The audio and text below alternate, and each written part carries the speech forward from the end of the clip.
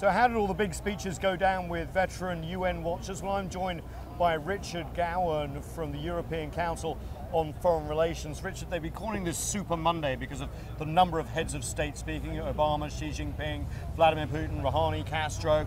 What's your take? To be honest, I feel a little bit deflated. There were no obvious breakthroughs. The speeches largely followed the patterns that we'd expected. Leaders were able to agree on one thing, which is that the international order is in trouble, but they were all blaming someone else for that. So Putin was blaming the US, Obama was blaming Putin, and there's no real sense of forward momentum at the UN. President Xi Jinping said the trend towards a multipolar world was inevitable. Did we see a little bit of that today, differing visions of the 21st century global architecture? Where is she going? I think so, and I think President Obama was actually very frank about the fact that the US is still the world's leading power, but it cannot do everything on its own. And he was really asking other leaders to get on side and help him solve problems. So it was a relatively humble speech from Obama. There was a mea culpa about Libya too, that they should have done more at the end, right? And he spoke about problems over racism and so on inside the US.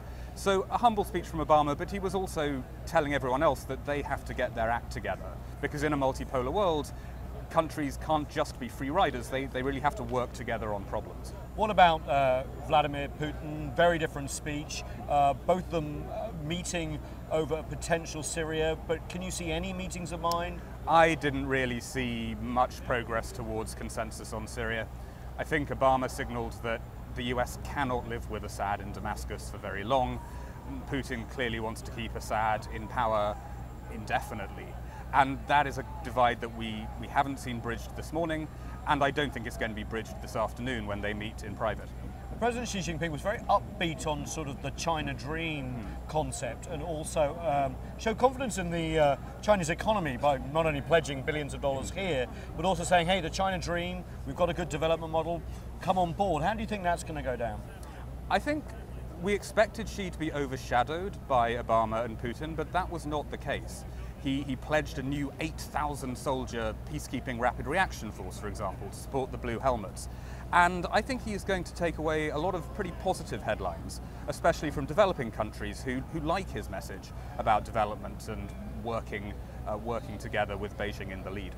Yeah, it's an interesting summit, isn't it? We have a lot of different voices about the future of the 21st century architecture. And who would have thought that Raul Castro would be here on okay terms with the Americans? President Rouhani here from Iran, just with the Iran nuclear deal.